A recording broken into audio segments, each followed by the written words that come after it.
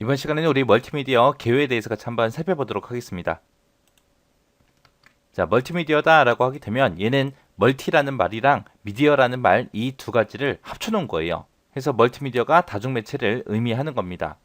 멀티미디어다 라고 하게 되면 이제 여러 가지 매체를 합쳤다. 그때 이제 멀티미디어에는 텍스트도 있고요, 그래픽도 있고, 사운드도 있고, 동영상도 있고, 애니메이션도 있고, 이런 여러 가지 매체 있죠. 이런 것들을 디지털 데이터로 하나로 이제 통합해서 만들어 놓은 게 우리 멀티미디어입니다. 그러니까 쉽게 얘기하면 그냥 영화다라고 생각하시면 돼요. 그 영화에 있는 자막 들어가죠. 자막이 이제 텍스트로 들어가는 거고, 이제 CG 같은 거, 이제 그래픽도 들어가고요. 그리고 사운드도 들어가고, 영상, 동영상도 들어가고, 애니메이션도 들어가고, 여러 가지 전부 다 복합적으로 다 들어있잖아요. 그죠? 그런 영화 같은 것들을 우리가 멀티미디어라고 하더라라고 그렇게 기억하시면 됩니다. 그래서 이런 것들은 전부 다 용량이 커요. 여러 가지를 다 합쳐놨기 때문에 용량이 크기 때문에 그것들을 이제 저장할 때는 압축을 해서 저장을 해줘야 됩니다. 그래서 그때 이제 압축해서 저장할 때 이제 하드디스크가 됐든 우리가 CD롬이 됐든 DVD가 됐든 이런 저장 장치를 이용해서 우리가 저장을 하죠. 그래서 이런 멀티미디어 데이터는 다양한 하드웨어, 다양한 소프트웨어 그런 환경에서 생성되고 처리되고 전송되고 이용이 되기 때문에 표준이 필요하더라. 이런 것들이 이제 우리가 가상 현실이 됐든 전자출판이 됐든 화상회의가 됐든 방송이 됐든 교육이 됐든 의료가 됐든 이런 사회 전 분야에서 전부 다 활용되는 게 우리 멀티미디어다라고 그렇게 기억하시면 됩니다. 이 멀티미디어 개요가 시험 문제 자주 나와요. 이 개념에 대해서 물어보는 게 자주 나오니까 이것들은 꼭 숙지하고 지나가시기 바랍니다. 자, 멀티미디어 특징이요. 멀티미디어 특징에는 지금처럼 이렇게 네 가지가 있습니다. 디지털화라는 게 있고요. 쌍방향성이 있고 비선형성이 있고 그 다음에 정보의 통합성이라는 게 있고 이렇게 네 가지가 있는데 이 네 가지는 무조건 그냥 외우세요. 무조건 나옵니다. 자, 디지털화라고 하게 되면 이제 우리 데이터 중에서 아날로그 데이터를 가지고 있는 게 있을 거예요. 그걸 전부 다 디지털 데이터로 변환해서 전부 다 통합 처리합니다. 그래서 여기서는 디지털이라는 말이 제일 중요한 말이요. 그 다음에 쌍방향성, 쌍방향성이라는 거는 정보 제공자가 그냥 일방적으로 데이터를 전달해 주는 게 아니라 정보 제공자와 사용자 간의 의견을 상호 작용해서 데이터가 전달이 된다.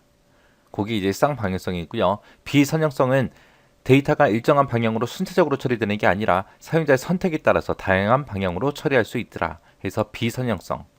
그 다음에 정보의 통합성이요. 텍스트가 됐든 그래픽이 됐든 사운드가 됐든 동영상이 됐든 애니메이션이 됐든 이런 것들 여러 가지 미디어를 전부 다 통합해서 처리하더라.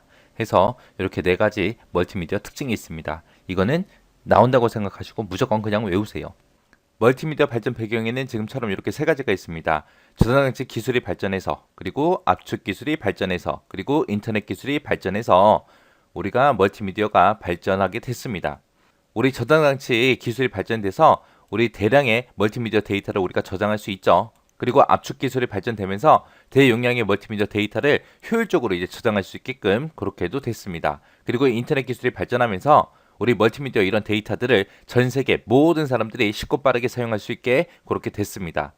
그래서 멀티미디어 발전 배경에는 이렇게 세 가지가 있더라라고 그렇게 보시고 지나가시기 바랍니다.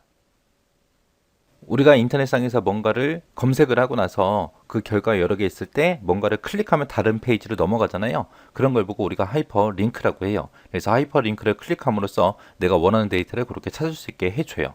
그리고 하나의 데이터를 여러 명의 사용자들이 서로 다른 경로를 통해서 검색을 할 수 있고요. 그리고 사용자 의도에 따라서 문서를 읽는 순서가 결정되는 그런 비선형 구조를 가지고 있습니다. 우리 원래 문서를 작성하면 그냥 위에서부터 순서대로 쭉 읽고 넘어가잖아요. 그죠? 근데 이제 하이퍼텍스트, 하이퍼미디어 이런 거를 이용해서 문서 읽는 순서를 우리가 변경시킬 수 있다는 거예요.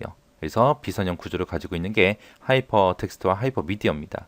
그다음에 하이퍼텍스트와 하이퍼미디어다 이렇게 두 가지가 있는데 하이퍼텍스트라는 거는 문서와 문서를 연결시켜 놓은 걸 보고 얘기해요. 그래서 문서 안에서 이제 특정 문자를 선택했을 때 다른 문서로 이제 이동되는 그런 문서 형식을 보고 우리는 하이퍼텍스트라고 그렇게 부르고요. 하이퍼미디어다 그러면 하이퍼미디어는 하이퍼텍스트랑 멀티미디어 이 두 가지를 이제 합해 놓은 개념을 보고 우리가 하이퍼미디어라 그래요. 그래서 문자뿐만 아니라 그래픽이 됐든 사운드가 됐든 동영상이 됐든 이런 정보를 연결해 놓은 미디어 형식을 보고 하이퍼 미디어라고 합니다. 이렇게 해서 하이퍼텍스트는 문서와 문서를 서로 연결시켜 놓은 거다. 그 다음에 하이퍼미디어는 하이퍼텍스트랑 멀티미디어 이 두 가지를 서로 연결시켜 놓은 거다. 그렇게 기억하시면 됩니다. 그리고 여기서 꼭 기억해야 되는 게 비선형 구조예요. 틀린 거 찾아라. 그렇게 시험 문제가 나오면서 이제 선형 구조를 가지고 있다. 그렇게 나올 수도 있어요. 그래서 비선형 구조라는 거 잘 기억하세요.